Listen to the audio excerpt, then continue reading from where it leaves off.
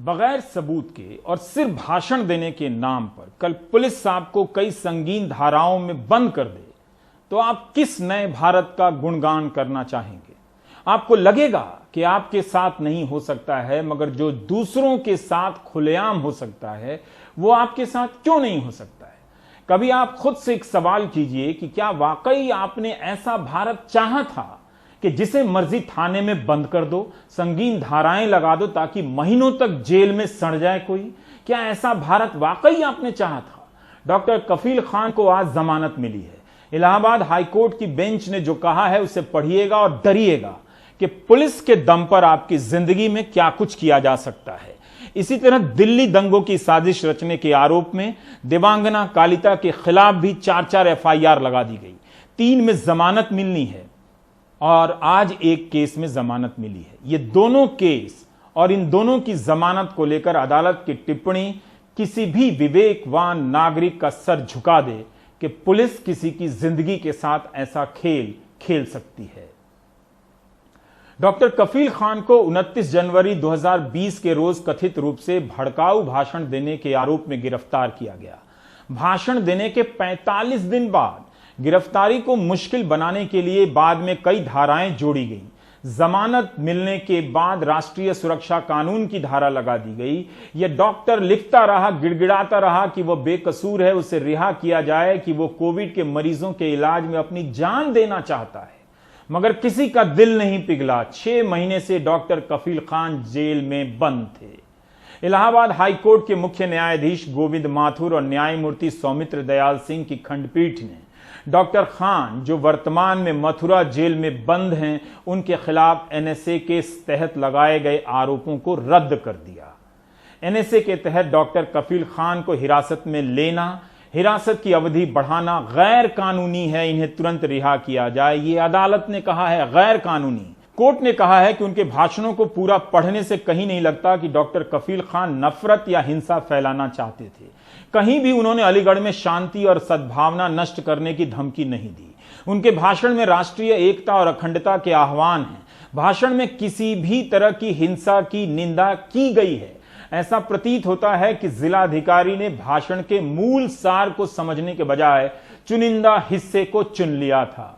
उनका पूरा भाषण जांच का विषय है और लंबित है, इसलिए उस पर टिप्पणी नहीं कर रहे हैं। लेकिन हमारी चिंता यह है कि क्या कोई विवेकवान व्यक्ति इस तरह के निष्कर्ष पर पहुंच सकता है जिस पर अलीगढ़ के जिलाधिकारी पहुंचे? पहली नजर में देखने से लगता है कि भाषण ऐसा नहीं है कि कोई विवेकवान पुरुष ऐसे निष्कर्ष पर पहुंचे।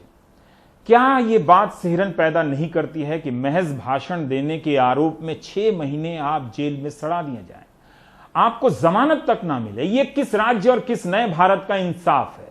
अदालत ने साफ कहा है कि उनके भाषण में ऐसा कुछ नहीं लगता जिससे हिंसा की बात हो, भारत की एकता को तोड़ने की बात हो, मगर फिर भी अलीगढ़ के जिलाधिकारी ने कफील खान के खिलाफ रासुका लगा दिया, जिसके कारण कोई बेकसूर 6 महीने जेल में रहता है।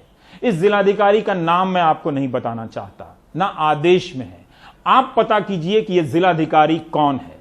कायदे से इस मामले का इंसाफ यह होना चाहिए कि डॉक्टर कफील खान अदालत से गुजारिश करें कि वो इस जिलाधिकारी की सरकारी गाड़ी में 6 महीने ड्राइवर बनना चाहते हैं, ताकि हर दिन और हर समय यह जिलाधिकारी देखे और अपनी गलती का एहसास करे कि एक डॉक्टर को बिना किसी कसूर के उसने 6 महीने के लिए जेल में सड़ा देने के लिए रासुका लगाई, ताकि यह प्रायश्चित करने का मौका मिले।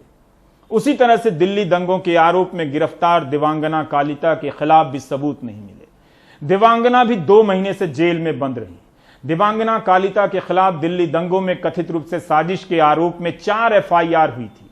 आज जो जमानत मिली है वो एफआईआर नंबर 50/2020 में मिली है, जो जाफराबाद इलाके में दंगों से संबंधित है। देवांगना के वकील ने कहा कि उनके खिलाफ हिंसा में भागीदारी के कोई सबूत नहीं है, सिर्फ नागरिकता संशोधन कानून के खिलाफ विरोध कर रही थी। दिल्ली पुलिस के पास जितने भी सीसीटीवी फुटेज थे उनमें से किसी में भी देवांगना दिखाई नहीं देती है, ना ही उनका नाम इस मामले में सह आरोपी शाहरुख ने अपने बयान में लिया था। बारन बेंच में दिल्ली हाईकोर्ट के फैसले का एक अंश छपा है, जिसमें अदालत ने कहा है कि याचिकाकर्ता को जमानत देने से प्रतिवादी की जांच पर कोई अनुचित प्रभाव नहीं पड़ेगा और उसे आगे अनावश्यक उत्पीड़न, अपमान और अनुचित हिरासत से पीड़ित होने से रोका जाएगा। अदालत ने कहा है कि देवांगना की उपस्थिति शांतिपूर्ण आंदोलन में देखी गई है, जो कि भारत के संविधान के अनुच्छेद 19 के तहत मौलिक अधिकार के अंतर्गत है। हालांकि दिल्ली पुलिस किसी भी तर्क को प्रस्तुत करने में विफल रही है कि उसने अपने भाषण में विशेष समुदाय की महिलाओं को उकसाया या घृणास्पद भाषण दिया, जिसके कारण एक युवक की कीमती जिंदगी कुर्बान हो गई और संपत्ति को नुकसान पहुंचा। ऐसा कोई सबूत नहीं है जो यह साबित करता है कि याचिकाकर्ता ने अपराध किया है।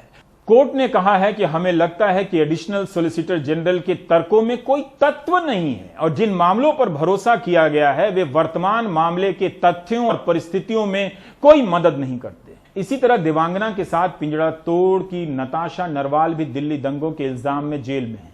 दिल्ली पुलिस ने एक सुरक्षित वेब लिंक के जरिए नरवाल की केस डायरी कोर्ट को दी है, ये मांग करते हुए कि इसे नरवाल के वकीलों को ना दिखाया जाए। नरवाल और कालिता पर यूएपीए और अन्य धाराओं के तहत 33 इल्जाम लगे हैं। नताशा के वकील ने मांग की है कि उनकी सुनवाई जल्द की जाए, क्योंकि वे जेएनयू में पीएचडी के लिए अप्लाई करना चाहती हैं।